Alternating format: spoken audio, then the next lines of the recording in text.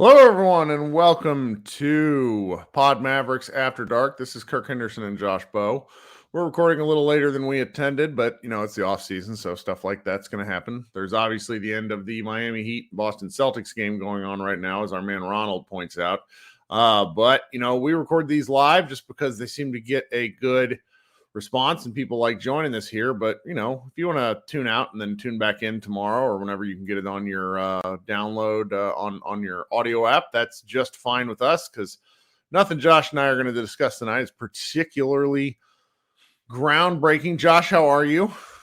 I'm doing okay. I think you talk about this all the time, about how we have to stay in a rhythm, because if we stop, we won't get back on the horse. And and you reminded me today, and it was like, I know, I felt so proud, because you're usually the one who reminds me.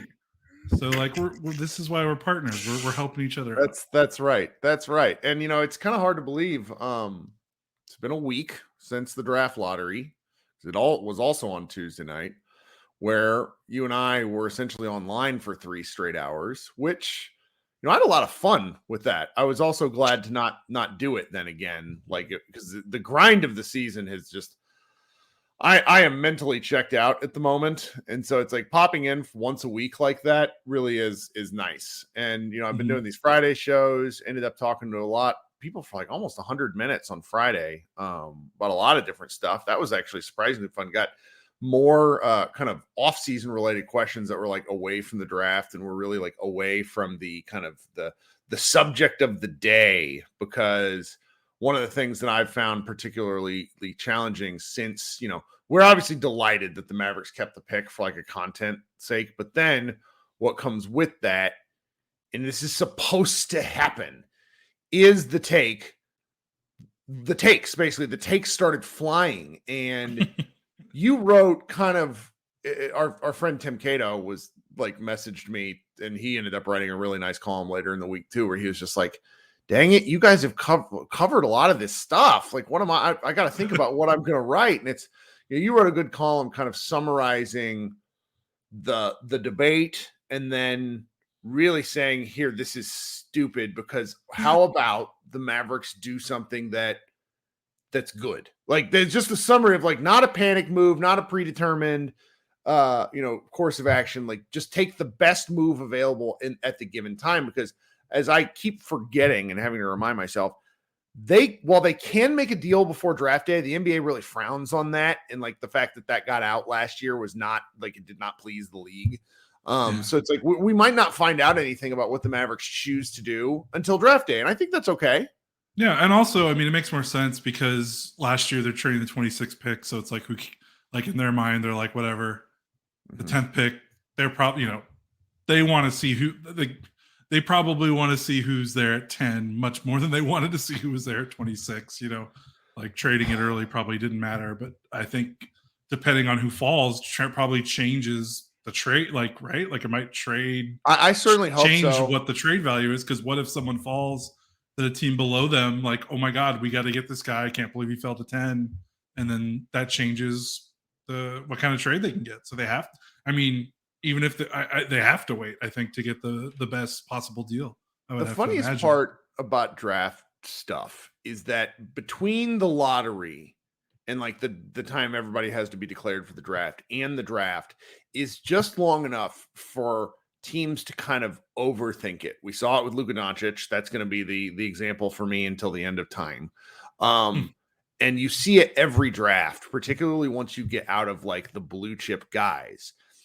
And what I've been looking at in the mock drafts to date is, pulling aside any trades, which I think are rather likely, all you need is one. Like I like obviously the top 2, obviously the top 5, but I like guys that are like 6 through 12 at this point. There's a number of them that I'd be interested in.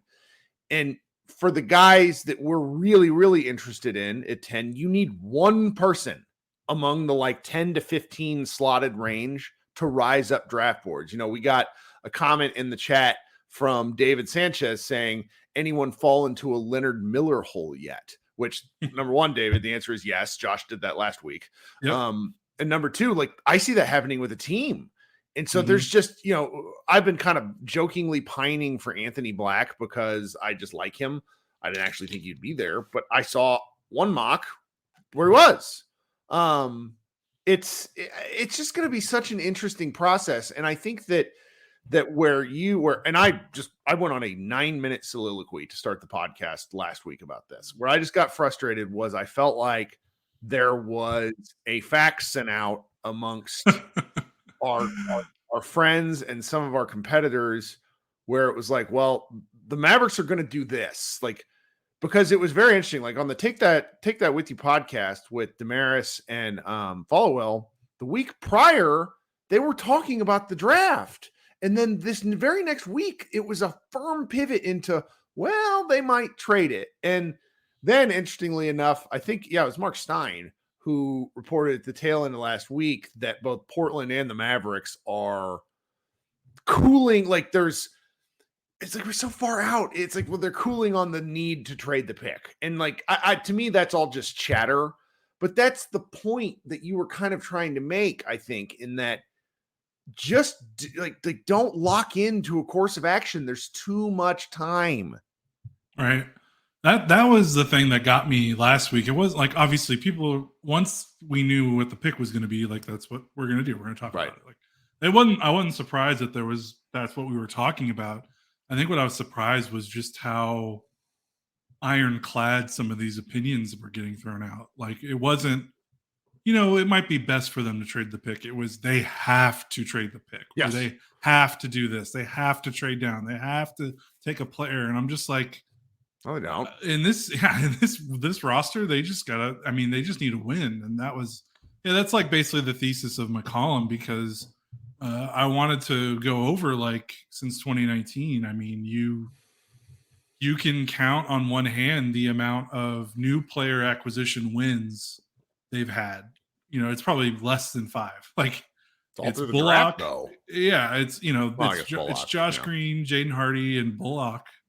And then maybe you count the Kristaps trade as a win because Dinwiddie was really good here, and that's fine. So that's like 4 or 5 players in 5 years when you had max cap space for one of those years. And it's just like they can't keep having losses. Like they can't keep doing these things where they sign and trade for DeLon Wright, and then he's not on the roster, and then the guy they traded for is not on the roster. Like the Josh Richardson trade, like none of those guys are on the roster anymore. Like they're just losing too many moves. Like they got to stop the bleeding. So if it's with a trade, if they can trade for a veteran that makes sense, it's going to make the team better, that fits the timeline. Okay, cool. If it's drafting a player they think can help, that's cool too. I mean, obviously I have my preference. Like we all have preferences and biases with what we want to do. Like I would prefer they keep it just because I want a cost-controlled, talented guy that they could keep on the roster for 4 years and won't be 30 years old when Luka is 28. Like that would be sweet. But I also get it. Like if they can swing a trade that makes sense, and because because they are on the clock. Either way, they just have to win. Like they just can't.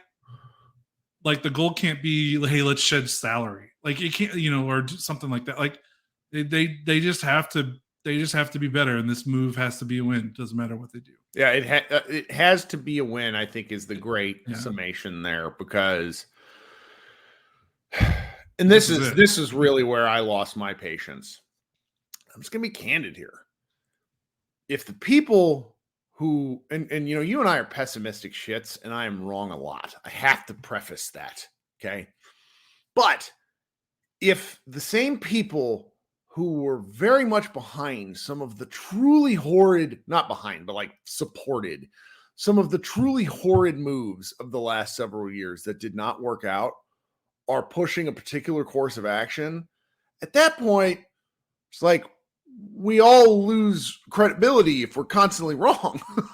So it's just like I don't know. It's a tough business prognosticating. I've found myself frustrated though this week. Maybe it's because I've not been online. I think it's much better. There's been some much more weird news pieces that I think we should sort of get to and touch on. The first, I don't have it pulled up in my docket here, but Mark Stein said that if Frank Vogel is interested in taking an assistant coaching position, the Mavericks are high on his list. And this brought me a relative bit of comfort in a way that I think is probably overrated realistically, because coaching is what it is. But one thing that I think has become clear just from sort of talking, and asking questions, the Mavericks coaching staff was overly inexperienced last year. Mm-hmm. And I think when you really do, you go person by person. The person who had the most coaching experience is, Daryl Armstrong, who's a backbench guy, Jason Kidd, who has, up and down success. And that is and Sean Sweeney, who's been with Jason Kidd the whole time. So like a different outside voice that Kidd has become is apparently very close with Vogel. Obviously they won a championship together. That was just, I don't know, it'd bring me kind of a peace of mind. Does that make any sense? Yeah, they needed experience on the bench for sure. I mean, like you said, it was basically the only people on the front bench, which is those are the guys that are like the people that are sitting on the front bench are the ones most affecting like in-game decision making outside of like the head coach. Like the backbench guys, are helping, but they're not. They're not. I don't think they're helping make subs or change. Making defensive calls and stuff like that. Like Sweeney was the defensive coordinator, and Greg St. Jean was like the offensive coordinator. So yeah, it'll help. Like Greg St. Jean, I don't think he'd ever been a front bench guy. Like Jared Dudley was a front bench guy. Like he's a rather inexperienced coach as well. Not that it's like bad to have them. It's just like you said, they're inexperienced. So. For a team that looked awfully disjointed in high pressure situations last year and didn't the season before, and they had a veteran assistant coach, Igor on the bench, it makes sense to bring in a guy like Frank Vogel just to have a veteran voice who's been there before outside of basically Kidd and Sweeney. So I'm all for that for sure. I've been sort of advocating my opinion that I think Jason Kidd will start off the season in a rather lukewarm coaching spot because so many coaches have been fired, and that the Mavericks don't have a full season to dink around, and they have, preseason schedule overseas, and historically teams that start overseas start the season weird. Mm-hmm. And obviously, schedule will play a part in that. Health will play a part in that. The way the rest of the offseason goes will play a part in that. But that's just, it was something that, it's not like we needed good news, but it was something that I was kind of glad to see. Now, the next piece of news that cracked me the hell up, there's two of them actually. So there's one you wrote yesterday and one that David Trink wrote. So based on a couple, let's start with the Kyrie Irving related stuff. The chatter basically coming out of the draft is that the Mavericks have the inside track to re-sign Kyrie Irving. To me, they can offer him the most money. But, of course, the perpetual content machine has to go on. Brian Windhorst has just been beating the hell out of this, that the Lakers could be interested in him. Yeah, because he's LeBron's guy. Which is fine. Yeah. It's fine. And I don't necessarily – I almost think it's a leveraging point from Kyrie. It's not something that's going to faze me because, to be honest, where I am at this point in time is I could take or leave Kyrie. I really liked watching him play, but I just building around him and Luka is hard defensively, and I don't know what you do. Yeah, and I don't disagree with that. The problem is I don't know what the alternative is. Much in the way, how you always say with these people that are like trade the pick, but they don't say for what, and it kind of drives you crazy. Right. When it's like let Kyrie go, okay, well, like what are you replacing him with? Because like him or not, like you traded 2 starters for him, and if you let him go, now you're down 3 starters. Basically 3 starters from last year's roster. Mhm. Like, what are you replacing him with? Because you can't just throw can't be a forget about Frank moment again. Like, you can't go into the go into training camp again just trying to hodgepodge the lead, the off guard next to Luka. So while I understand the long term building concerns with Kyrie and Luka, you basically have to have 3 great defenders next to them in the starting lineup or closing lineup, however you want to call it. While also those 3 guys can't be scrubs on offense, because we're seeing in the playoffs, like, you can't just play defensive specialists that can't shoot. Like, those guys get played off the floor. So I get it. It's hard. But also I'm just like, what are they going to sign and trade for Ayton in Phoenix? Like, okay, I guess. I don't know. Like, what are they going to sign and trade from the Lakers? Because that's basically the only way he's going to get there. I don't know. You'd be signing and trading. I don't want D'Angelo Russell. Like, that's none of just those guys played. That's worse. Russell is like just C- Kyrie. Like, why would you even want that? It just doesn't even. No, and so this playoffs, and again, I kind of want to talk about the playoffs all as a whole before we pivot to the season review, guys. But the fact that Colin Cowherd also said that he had heard that the Mavericks were interested in Anthony Davis. My first thought is like, for what? They didn't have anything to give. I was like, so it's like Cowherd reporting whatever, because he's based out of Los Angeles. It's not that I don't give credence, because the Mavericks, I'm sure, would be interested in adding an all defensive center, a former multi-time all NBA first team center, power forward, even though like I'm not an AD guy, but it's like, ooh, yeah, big news. The Mavericks were interested in the guy that wasn't working out. And so it's, just thinking about all these guys as a whole, maybe it's just the true, like Luka and Jimmy Butler, 16 game players. So I've been watching these playoffs and really thinking about this. And someone said this to me today, where it's like, you got to have 16 game guys. And the Mavericks have won in Luka. One. It's not that I don't think Kyrie's amazing. It's just he's a 31-year-old 6'3" guard who could crumble into dust over an 82 game season. I mean, that's just a fact. Everyone wants to argue about his injury history, but you look at all these different guys that might be available for the Mavericks to go get, whether you'd be interested in a Grant Williams, who, oh my God, DeAndre Ayton, who makes $33 million. And do you, with every plus, there's a minus. And that's the thing that I've been thinking about, with some of these guys, is obviously they're distressed assets, but do they make the Mavericks better? And can Luka make up for their faults? Do they have other team built? It's why, like, where the Mavericks are right now is just so frustrating, because I don't see how like fixing one problem creates another for the Mavericks right now, in my opinion. Yeah, that's kind of why I fall back to just take a player with the pick. Sure. And re-sign and then go from there. And, that feels like the cleaner, safer path. Because for whatever it's, I keep going back to this, but for what it's worth, when Kyrie and Luka were on the floor last year, they won those minutes. They lost, down the stretch, because either one, Luka was hurt and missed, like 5 or 6 games down the stretch. And then 2, they traded 2 starters on a team that was already weak in terms of depth. So they had no depth. So whenever Luka and Kyrie were on the floor, it never worked. Or if it was just one of them, it didn't work, because, now Josh Green's playing more. Now Jaden Hardy's playing more. And yeah, Hardy played great and Green had some moments, but, you're digging deeper into the back of the bench.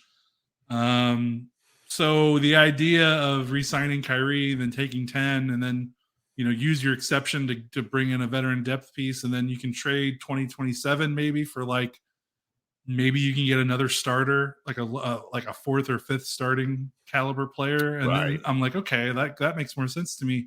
Like, when you start wanting to trade Kyrie or trade 10 for like Ayton, I don't know. It just doesn't feel as clean to me in terms of like, okay, I get what you're doing for next, but like, what's the plan after that? Right. Because it's like you trade 10 and they're not fixing everything this offseason, no matter what path they take. Bingo. And that's very important, the silver bullet approach is what got the Mavericks to this place. Slow, I don't think they'd view it that way, but that's sort of what's ended up happening. And I don't know. It's, when you got a guy like Luka, I keep reminding myself that and I think the Mavericks do this as well, where it's like, if we make some small changes and win 5 more games, we're in the same spot the Miami Heat were heading into the playoffs, where the question is, does anyone want to play us? And that is a powerful argument. I have to admit that. And I see it. It's just, let's just use the example of trying to trade for 8 and giving up a number of assets for it. You still don't have a small forward. Right. Like none. You have no small forwards on Reggie the roster. Bullock plays 45 minutes a game. So it's like, is there something else going on here? And Josh Campbell says the Mavs need their version of the Aaron Gordon trade. Here's the problem with that, Josh. And I love my guy Iztok. I'm very frustrated with his comparisons that he put out into the void of some of the players that were available for cheap draft assets. Aaron Gordon was he was due for another contract, a huge one. And the Nuggets were in the place with their team building process to basically give it to him, frankly. The Nuggets also had Murray and Porter Jr. They had assets to give up. And the Magic were perfectly happy selling on a guy because they were trying to complete a true bottoming out. That's what they were trying to do. So some of these things that were out in the universe where you look at look at the guys that were gotten for such cheap compensation. I understand, but that really doesn't happen during draft season where everybody overvalues their picks and things like that. Right? Yep, right. And also Aaron Gordon was their final piece. The Mavericks aren't final piece move away yet. They need 2 or 3 more moves. Right.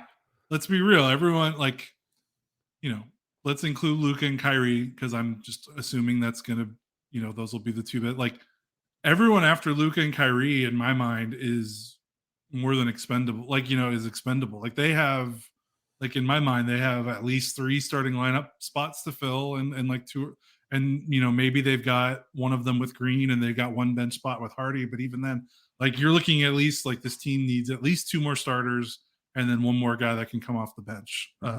Even if you're high on Hardy and Green, that's still what they need. They can't keep rolling out the Max Siege White Powell starting center combo. They can't keep relying on Reggie Bullock to be their number 1 3-and-D wing. They just, and I'm not saying those guys need to be off the team, but they just have to get guys above them that are better than them if they want to be a contender. And again, they're not going to do that this offseason, even if they trade everything. They're just not enough. So I went on this Spaces hosted by my man Matej, one of the Slovenian sport info guys, and a guy asked me so are you telling me the Mavericks might have Luka, Kyrie, and a bunch of rookies and a bunch of undrafted and I was just yeah. I said, unfortunately, that's sort of the path. Things got bleaker, much bleaker than I even thought, because as much as I understood why they let Brunson walk, he was sort of the way Dirk papered over a lot of mistakes. Luka and Brunson together were sort of the glue covering a lot of iffy roster builds. And without Brunson, just opened up a lot of holes, and that's sort of how they got here. Just somebody, Joe Sutherland up here says, been saying all along that re-signing Kyrie would be the end of Luka in Dallas. Let's be real, Kyrie isn't reliable at all. The shiny new toy is tricking y'all. Just for the record, I think that our positions have been fairly consistent in that Kyrie scares the absolute hell out of me, but I also don't know what else you do when you make that trade. And then you apparently, somebody, I want to say it was Eric Pincus, said that there's a handshake deal in place that he would get a 4-year max with the player option, which, number 1 is illegal. And number 2 is bargaining against yourself. The Mavericks they sort of have to at least make the offer, because that's the decision path that they've gone down. It's we've been talking about this for the better part of 3 years, where each mistake makes the next decision and roster building choice that much more important. And unfortunately, with where we are in the Mavericks, cycle right now, some of their mistakes are catching up to them in a hurry. Like this year was a take your medicine year.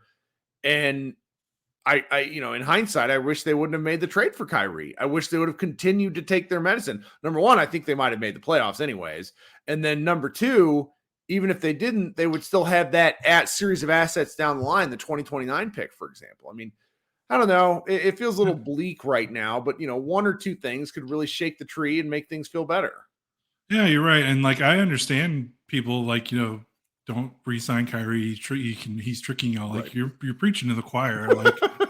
Like I mean, it will none not of us end well. No, both of us have talked a lot about like, can't ignore like he has left on bad terms. Every single team he's been on, he's left on bad terms. Cleveland, Boston, and Brooklyn. Like that has not ended well. So, like, what makes you think Dallas is going to change that streak? I mean, you can be optimistic and hope, but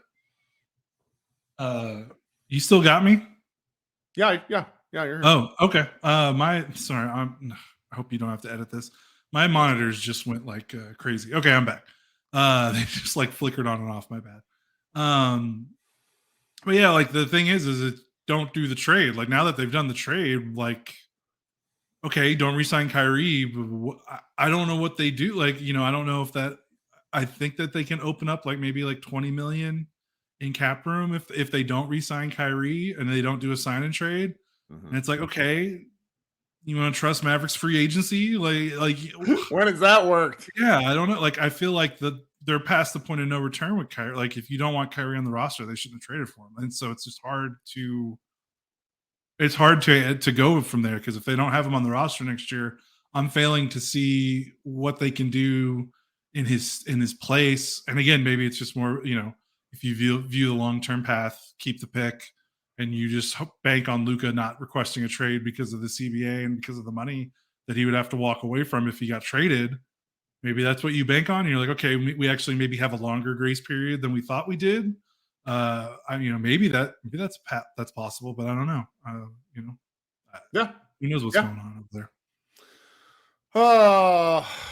Well, okay. So before we pivot to like some of the last items that we're going to talk about, I want to take a minute and ask you guys to like the stream and ask you to subscribe to the show. Last week alone, we had like 10% growth, which is not particularly hard to do on YouTube when you have 1,000 people, but still 100 more subscribers is really, really awesome. And I am grateful that people have taken the time to support our show. If you're new here, please leave comments, like, subscribe. I like talking to everybody. This is a show for fellow mildly disgruntled Mavs fans or people that want to tell us why we're wrong, because I love interacting with you guys.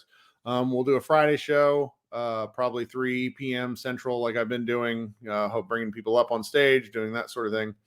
All right, now I'm going to insert some ads into our podcast read. So, listen to those too, because that's actually the only way Josh and I make any money on this, but it won't be, it's not very much money. I promise you guys. All right, we'll be back in just a second. We're driven by the search for better. But when it comes to hiring, the best way to search for a candidate isn't to search at all. Don't search, match with Indeed. If you need to hire, you need Indeed. Indeed is your matching and hiring platform with over 350 million global monthly visitors, according to Indeed data, and a matching engine that helps you find quality candidates fast. Ditch the busy work. Use Indeed for scheduling, screening, and messaging so you can connect with candidates faster. And Indeed doesn't just help you hire faster. 93% of employers agree Indeed delivers the highest quality matches compared to other job sites, according to a recent Indeed survey. One of the things I love about Indeed is it makes hiring all in one place so easy and streamlined, so I can spend more time on the rest of my business. Leveraging over 140 million qualifications and preferences every day, Indeed's matching engine is constantly learning from your preferences. So the more you use Indeed, the better it gets. Join more than 3.5 million businesses worldwide that use Indeed to hire great talent fast. And listeners of this show will get a $75 sponsored job credit to get your jobs more visibility at Indeed.com/Blue Wire. Just go to Indeed.com/Blue Wire right now and support our show by saying you heard about Indeed on this podcast. Indeed.com/Blue Wire. Terms and conditions apply. Need to hire? You need Indeed. All right, welcome back. We want to talk about the last three players that we haven't actually had a chance to review their season. Part of that is because we didn't get the articles in on time and because we're all just sort of dragging ass over at MavsMoneyball.com. Even though, to be quite honest, I'm actually very delighted with the kind of content we've been putting out at this point in the year. We'll start first. We got three guys.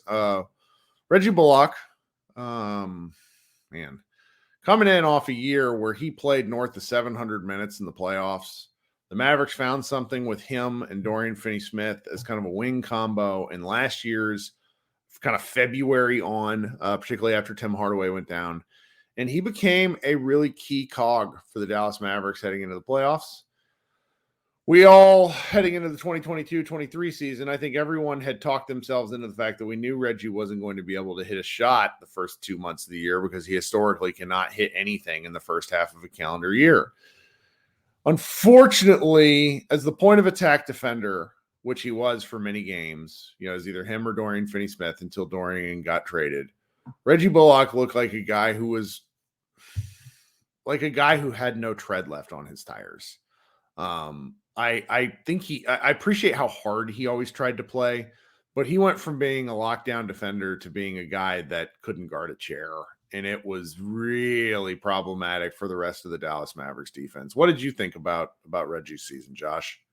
What's really funny is he ended up shooting he was 36% overall his first season. Mm-hmm. He was 38% this season. Yep. It's really funny because I think if you had asked Mavs fans, the perception was he had a much worse shooting season this season. Yep. I think what happened was, the shooting was, a little bit better because he finished the season really hot, like he always does. But the defense wasn't, like you said, the defense wasn't there. He clearly lost a step defensively. And it was stuff that was like, he's 32. And, that's not crazy old, but he's been in the NBA for 9 years. And, he played a ton of minutes with the Knicks before he came to Dallas. Played a lot in the playoffs.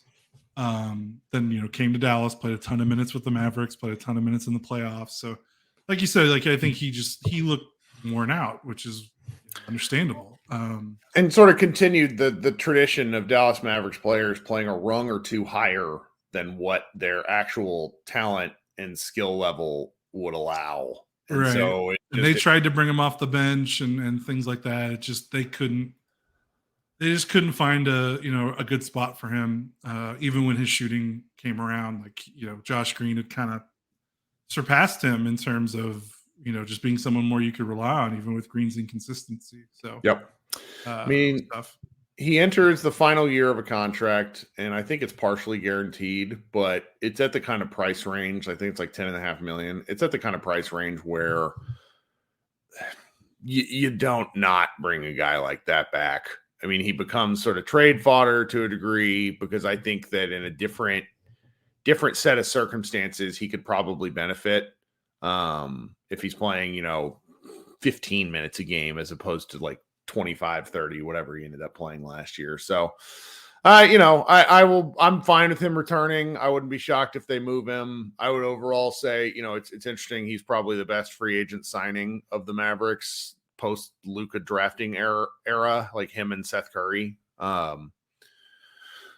Which is not necessarily an indictment on the Mavericks. I mean, they got to the Western Conference Finals in the second, or the first year they had him, and he was a pretty key part. It's I don't know. It's you want a fun stat from Reggie Bullock's season? Absolutely. I want you to guess how many unassisted field goals he made last season. How many field goals did he have on the year? He made 192. I'd guess 15. 9. Woo! That's what percent? That's 4.5%. Yes. Wow. 4.7. Look at you, math wizard. 95.3% assisted field goals, and that's like the norm for his career. Sure. He was pretty emblematic of just the Mavericks' sheer reliance on Luka. It's not really his fault because this is who he is, and they brought him here to do that. And the Mavericks kind of tried to grease. They tried to play the system, they just tried to maximize Luka, and they kind of forgot that you kind of need some other stuff around him, so he's not always having to operate at 100 the whole entire game. But Yeah, he's kind of the mascot for the Mavericks issues of like no one besides Luka can do anything with the ball in their hands, and I feel like he was like the lead. He was on the top of the leaderboard. Like, how many times did we come on post game podcasts? We're like, well, Luka had 40, and the rest of the starting lineup combined for 5. Yep. Like, how many games did he play where he played like 33 minutes and scored like 4 points? It's like, Right. they got to move on from that. They just need better players at those spots in the rotation. Not really Reggie's fault. It's kind of the churn of the NBA. That's right. Then second to last, but certainly not least, Kyrie Irving, who was brought in as part of a blockbuster trade a few days before the trade deadline. Josh and I will remember where we were always because half the staff of Mavs Moneyball was together celebrating Doyle Raiders. He was having a baby shower, and a bunch of men all started staring at their phones at once and cursing out loud. I saw Josh coming in. I was like, hey, we traded for Kyrie Irving. And he was like, no. Not because you were mad about Kyrie, but just because like we were doing something socially, and we of course had to go to work immediately. Both of us, me much more than you, were pretty staunchly against the concept of the trade, for reasons which ended up being fairly. The reasons I didn't want him never came to pass because they were all off court stuff. On court, Kyrie Irving was a show and was really fun. And I really, really appreciate the art of watching Kyrie Irving play basketball. He scored a hell of a lot of points, put on some amazing performances, battled through a foot injury, which cannot and should not be understated how much plantar fasciitis hurts.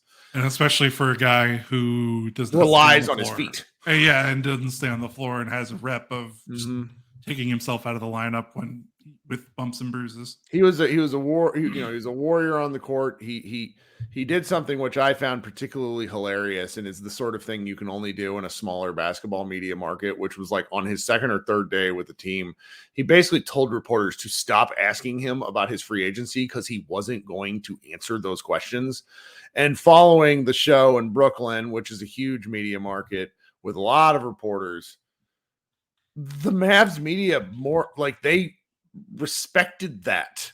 And so what ended up happening is in post-game stuff, Kyrie would give longer answers to stuff than we've heard from Mavericks players in years, to the point that like transcribing him, Grant Afseth kept doing it for Dallas basketball, where it was like, man, this guy, he gives a soliloquy every time he gets up there. And some of the basketball stuff he talked about was actually really interesting. And it made you really appreciate him as a basketball player. Unfortunately, what came with it is that the Mavericks never won. I don't have it up, but they won less than 10 times after he joined the team. Yeah, and I pulled it up right now because I have to talk about it. Like, Luka and Kyrie played 900 possessions this season together, and the Mavs were plus 4.6 per 100 possessions with them two on the floor. They scored 121.7 per 100, which is more than the number one offense Kings. So that's the best offense of all time. They had a 60% effective field goal percentage. I mean, just crazy. Like, the defense was bad, but like when you're scoring that much, like, it doesn't matter. And like, they were winning those minutes. And again, the problem was the trade killed their depth. They had nothing when just one of them went to the bench. They just had nothing. Funny enough, I think the Kyrie minutes without Luka were better than the Luka minutes without Kyrie. But I think that, Luka just didn't look, ever since he hurt that last injury he got against New Orleans, like, what was it, the heel or something? I really think that just kind of zapped him. Meanwhile, Kyrie kind of pushed through a little bit better, I think. For whatever reason. Luka probably because for the first 80% of the season, he had like almost a 40 usage and had to play 37 minutes a night. So it's not surprising that Luka kind of wore down in the last month of the season, even though he still put up great numbers and the team still played generally pretty well when he's on the floor. But yeah, I mean, it was fun to watch, and genuinely, those first couple of games after the Kyrie trade, I think the Mavs won like 3 in a row. Luka wasn't playing. Right. And you're like, wow, Luka's not even playing, and they look great, and they were good. Like, they beat the Kings, they beat the Clippers. Can't remember the other win. I think it was the Jazz. Yep. But they, it was like, okay, they turned the corner. They were like 4 or 5 games up above 500, and then it just kind of came crashing down. And Kyrie kind of became the scapegoat a little unfairly. It was kind of weird. It was like unfair how much people were like, oh, well, Kyrie ruined the Mavs. I'm like, well, let's not Didn't go do a that far. thing. No, it wasn't him But- at all. But And then, it was, he's also not helping the defense. Like, right. then the defense kind of went a little too far the other direction because it's like, Yeah. well, he still has a hand in this a little bit. But yeah, it was weird because he did everything. I mean, he exceeded expectations. I right? think so on the offensive end. And what got progressively more frustrating as the year went on, and you'd hear the takes about the team losing, where it's like, well, these two just can't play together. And it's like, you're not fucking watching the game. No, if that's what you think. Those two are the only reason why they got any of the wins they got at all. And that sort of stuff has become, at least on a national level, it's been utterly fucking exposed in these playoffs as all these dipshit commentators who'd clearly never watched a Nuggets game seem baffled that that Jokic averages 31, 13, and 9 and whatever the shit it is. And it's like, come on. Tell And your that's the same friends thing about happening Nikola with the Jokic, Mavericks. the 2-time reigning MVP. Like, what? Right. It's like, this guy's really good. Who knew? And it's same thing happened with Luka and Kyrie playing together, which is like, I get if you don't think that the team building can work with them defensively, but offensively, that is not why they're losing games. That Philadelphia 76ers game is the one that should, we have seen some offensive stuff in our time as Mavs fans. The Sacramento Kings game in 2003 when they hung up like 86 in the first half. We've seen some crazy Luka performances. Remember when they beat the Clippers by 50 2 years ago? Mhm. Like, we've seen some wild stuff as Mavericks fans. And that game is among my top 3 most what the hell is going on games. Like, that was wild. Because that's never happened with the Mavericks. Mhm. Like, because Dirk was for the most part a one-man show. I mean, there were 3 All-Star selections total when Dirk was a Maverick, like Nash, Josh Howard, and Jason Kidd, and those were all each one-time. Yep. They were just one-time All-Stars, and 2 of them were injury replacements. Like, it was usually Dirk scored your third. Not that Dirk did it all alone. Like, I'm not trying, I'm being a little pedantic, but just in terms of like just star power, like the Mavericks just have never had that before. It's always been a 1 star with a bunch of other role players, and it was like that with Luka because KP kind of came and went. Yep. And we kind of saw maybe a little bit of that in the bubble, but it didn't last for very long. But with Kyrie, it was like these guys every night were just killing it in a way we've just never seen in Dallas before. I mean, it's the first time in franchise history they've had 2 all-star starters on the team. And how many teams have ever had 2 all-star starters? Like, it's like Right. the Lakers. Like, it's not a big list. Yeah, and I mean, it's only the 4th time in 20 years they had at least 2 all-stars on, just in general, like in one season. So, it's a rare occurrence to see 2 all-stars sharing a Mavericks uniform at the same time. So that was cool. Like, just straight up, that was cool. And then, of course, the thing with Luka, and the reason why this drives me nuts, where the Mavericks are just trying to find these, like, the way they want to shop from the island of misfit toys, because they know, hey, in our system, with our player development, with Luka, this guy that looks bad here is going to look great here, and we can pay him 10 million less than this other guy who does the same stuff, So, and they've gotten away with that pretty well, except for this, and it helped them this season a little bit. Obviously, they missed the playoffs, but generally, like, that's smart thinking. Like, that's not bad. But at a certain point, you just need more talent. And the reason is, like, look at Kyrie. Like, instead of like having Luka use the jaws of life to get these guys to shoot 37% on the most wide open 3-pointers ever. We need to do. What if you had good shooters already and put them next to Luka, and you get what Kyrie did, which is if he would have played the whole season in Dallas, again, Kyrie's one of the best offensive guards in the NBA in the last 20 years. If he would have played in Dallas all year, he would have set his career high for true shooting at 30 years old. Like, that's what Luka can do. Like, imagine if you got more talented players and you just didn't have to keep relying on these guys that don't know how, that you're just like, okay, well, Luka will make him look better and we'll be okay. It's like, that's fun and all. Like, it's a cool party trick, and you kind of need it to fill out, like, hey, you're 6th, you're 7th, you're 8th man. Like, that's great. But you're top 5, you're top 3. Like, you need some bona fide NBA talent there. And like, Luka is just like you got Luka, man. Like, he's gonna make these guys look amazing. he's going to give everyone that plays next to him is basically putting up the best season of their careers. Like, just imagine if the bar was a little higher in terms of just where the talent is. Like, and Kyrie's to me, that Kyrie was a perfect example of that. And that's where I think when I've said, a couple of times the last several weeks that I could go either way with the Kyrie signing. Yeah. It has much more to do about the team building than Kyrie at this point. It's like, what are you going to do? Anyway, so that's a really nice transition, allows us to transition into talking about Luka Doncic. So, it's funny. 5 years now covering this guy. 5 years. Started with it started with a drunken prognostication in November, October of 2017 before he was with the team. So I guess it's almost 6 years now. And it's funny when he first was a Maverick, if you go look at like our archives, he was all any of us wanted to write about. He's so amazing. And then when it came to do these season reviews, nobody wanted to write about him. And really nobody wanted to do the season preview this year. So I ended up doing it because I'm in charge and I can, word vomit Luka talk. It's what I do all day. I don't mind. It's talking about Luka is fun for me, but I'm also not as analytical and reasoned as you are. And I remember what I titled my season preview, which was basically, what if we made the whole plane out of Luka Doncic? And that's a reference to why don't they make the entire airplane out of the black box? Because if it's like indestructible.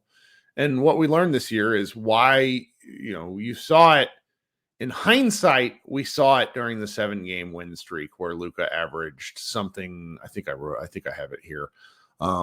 During the 7-game win streak that was in December, that started after that horrendous Wolves loss where the Mavericks went 1 game under 500. In 7 games, he averaged 37.8 points, 9.1 rebounds, 9.9 assists, and 2.3 steals on 55.6% shooting, including 40.1% from 3. That included 3 games north of 50 points with 1 game where he scored 60 over the New York Knicks. We will not see we will not see another 60, 20, 10 game in our lives. I'm just going to put that out there right now. But what that revealed about the team is why they ended up going to trade for Kyrie, is that they did not have enough. And it was very, very frustrating because it becomes a chicken or the egg situation. Is it because Luka has the ball all the time, or is it because all the other guys aren't good enough? We know as long-term Mavs fans, and there might be people that disagree with me in the chat, and this is fine, but I've watched this team. I've missed probably less than 10 games in 5 years, so I feel pretty confident in this take. They need better players, period. And that, and so what needs to happen next with Luka, understanding that, is it is up to Luka to figure out what he wants. Does he want to be the best player in the league? I sometimes get into disagreements with the Luka Doncic super fans, whether they're Slovenian or American or whatnot. I think we all would come to an agreement that Luka can be the very best player in the league. But in order to become the very best player in the league, he has to do some things differently. Ice Cube in the chat says Luka holds the ball too much. I'm willing to entertain that argument. I think it's out there. The Mavericks need to find some guys that can actually do other things with the ball, which is why the Kyrie offense that we just talked about was so damn awesome with him and Luka. But it comes back to sort of the question of, for Luka to become, Luka basically has to be above reproach. There can be no, the Mavericks need to be better. We know that. We've acknowledged that. But there are things that Luka has to take out of his game and figure out ways to get better. I was listening. I'm going to pull up this clip from the Gilbert Arenas pod of all places of something I've been thinking about all day. But why don't you sort of respond to my meandering thoughts there? Yeah, it's not that he's, it's just two sides of the coin. Like, does Luka need to give up the ball? Yeah, in the grand scheme of things, because NBA teams don't win championships with guys with usage rates like Luka. It just doesn't happen. Like it doesn't happen.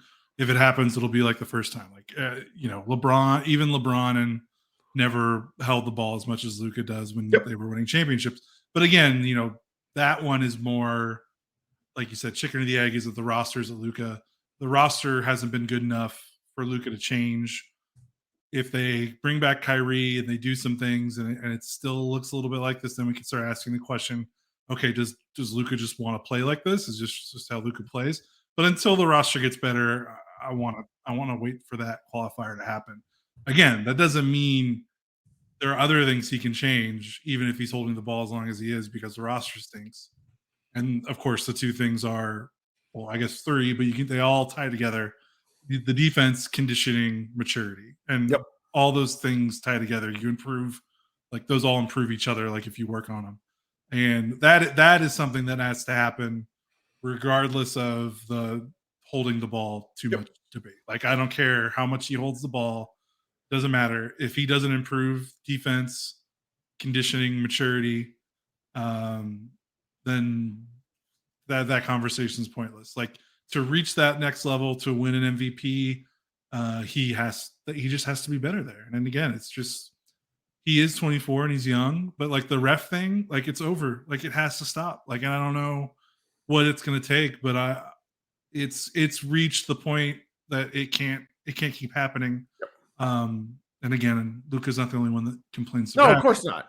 But he might be those three things together make him one of the most frustrating players who's this talented. Now I'm gonna share my screen here, and hopefully the audio comes through to anybody that is listening on the podcast. But this is from the Gilbert Arenas show, and it's got him and Josiah Johnson and Spencer Dinwiddie.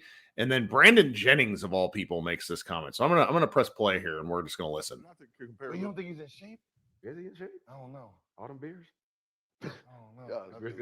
I mean, I think to his shape, I think he's in shape. But if you're talking about that elite level, I can be at the rim every single time and defense, or like, when we talking about Giannis Bron type of like shape, well, no. But he can hoop. And you always say guys training. Like guys aren't training to go to the so that's why I'm saying you're not in that type of shape. And it's crazy when like the outside world listen to they'll see a player, he's playing 37 minutes, and then you can hide in the game. And then you be like, yo, you're not in shape. And they're like, how can you do it? He's one, like, if you trust me.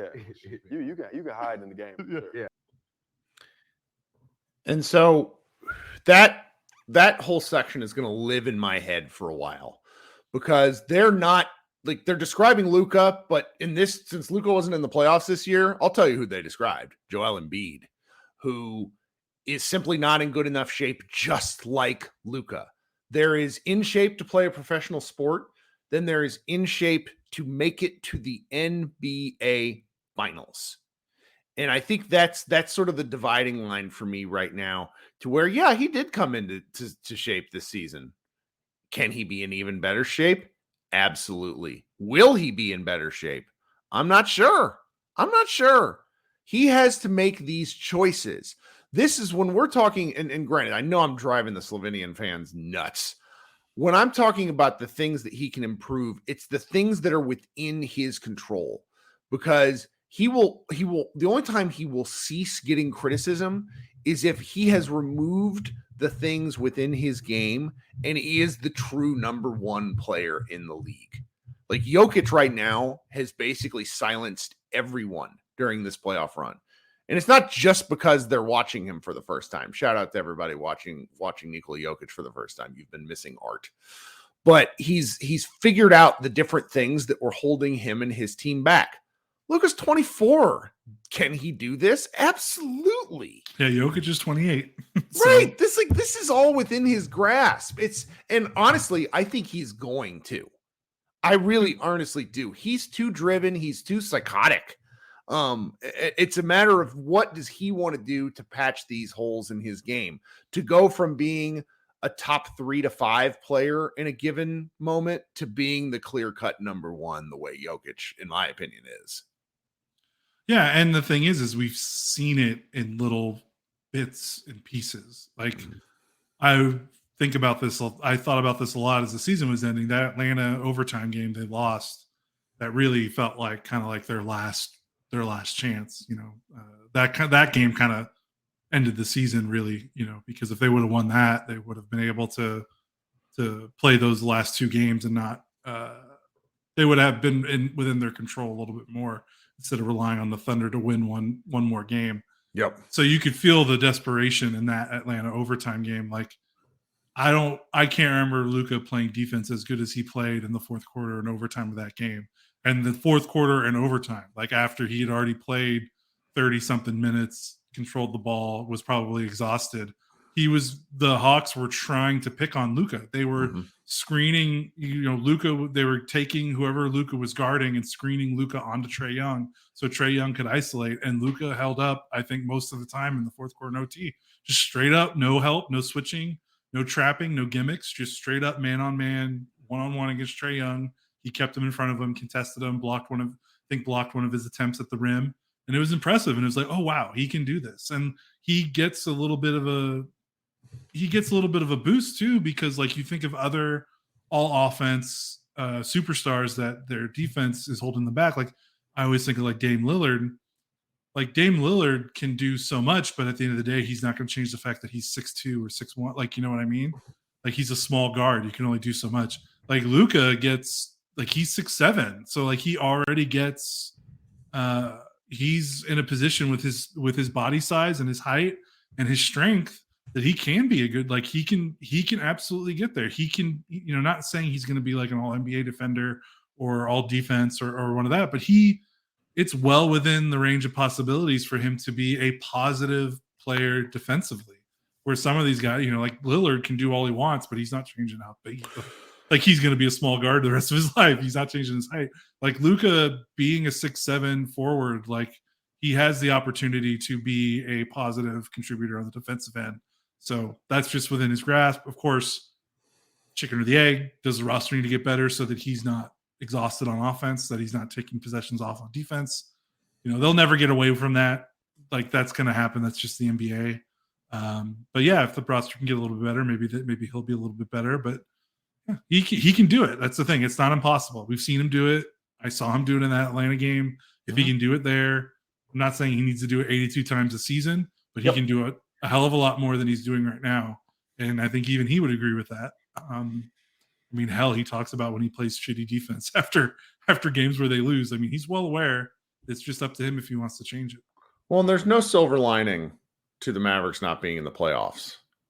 But there is the fact that this gap in organized basketball, so from mid-April until the next Slovenian friendly match, which I would guess is sometime in July, is light. So you got second half of July or April, May, June, most of July, and then so that's 3.5 months plus the training for the World Cup, which is in the Philippines, which is going to be crazy. Those games don't start till August 25th, and I'm pretty sure Slovenia is in it. All the international stuff starts to confuse me, so I'm going to embarrass myself on that.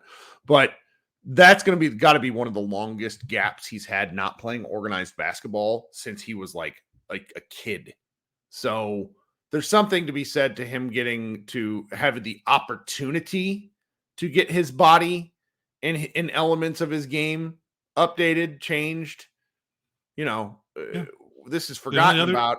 Yeah, the only other time he had this much time off was COVID, and like you're not training, you're stuck in your apartment. Right. What can you do? Folks forget this, but between the end of Real Madrid's season and him getting drafted by the Mavericks, one of the things that was considered a weakness was his left hand, that he was primarily a left-handed dribbler. Do you remember him having a single problem with his handle his rookie year? No. So when Luka chooses to fix something, he fixes it. I have a lot of confidence in him. He's other than Dirk, the favorite guy I've ever watched, period. So I'm really looking forward to seeing what he brings back. I have a lot of faith in him, and maybe the team might not be where they're not fixing the roster in a year, but I do think that just off the top of our heads, the goal is playoffs or bust once again and see what happens. Yeah. And I mean, like you talk about him coming back with something. Remember the 2019-2020 season where he was basically all rim, all threes, Oh, and he just God. got to the rim every game. And that was awesome. And then he came back next season and it was like, oh, by the way, I'm like elite in mid-range I'm Dirk and from floaters mid-range. now. Yeah. And it's like, oh, okay. Like, so Sure. yeah, we'll see. I'm an unstoppable force. Yeah, that's he why can- someone in why the he's chat said I special. think he's the best offensive player in the league right now, and I think Jokic would like to have an argument about that. But I think you could absolutely justify it. Mm-hmm. So, well, this has been a nice hour. You got anything else? No, I think that's about it. But if the draft is still like we're like a month away from the draft, or Yeah, pretty much a month I think from it's like today. June 26th or something. Yeah, I'm in Mexico then, so so we've got time, but at least like we're through the combine. Team workout should be starting somewhat soon, so hopefully, we'll have some. Of course, we're not going to know who's working out for the Mavericks. Yeah. We can do a whole podcast about how need annoying to that write is. on that. But maybe we'll get some more inside information with these workouts. And yeah, it's a long wait. It's kind of excruciating. Like, it was kind of fun in what was it? The 20. I don't know. Whenever the Josh Green draft, where the season ended, and then it was like, oh my god, the draft is like in 2 weeks, and like there just wasn't much of a wait. This is a pretty long downtime, which causes people to think their thoughts a lot more, and you're stuck with your thoughts. Maybe that's why everyone gets so angry online. But it absolutely is. Yeah, we're arguing about the same stuff every day for 3 months. I am loving some of the fake, like the first round of fake trades, like the couple days after the draft were all garbo. But I saw some today that seemed like, well, hey, such and such guy in exchanging the 10th pick for the Spurs 24th pick, and it's like 2024 pick, and I'm like, yeah. That sounds not, just real tempting nonsense to me. But the Mavericks haven't traded for a pick since Devin Harris, I think, in 2005. So they're not going to do it now. I think they bought a first rounder in 2010. Was that Dojo? Yep. Can you imagine buying a first rounder? Like, I know, isn't that crazy? Like, you have to trade 8 of them for like a starter now, and that's right. Bought one 10 years ago. Well, thanks so much for hanging out. This has been Kirk Henderson and Josh Bowe with Pod Maverick. Check out Mavs Moneyball. We'll have plenty of stuff over there. Please like and subscribe to your podcast platforms. Please subscribe to our YouTube channel if you have not done so, and get notified when we go live. I'm expecting to go live on Friday at 3 p.m. Central Standard Time, heading into a holiday weekend here in the United States. So everybody have a good rest of your week, and we will talk soon.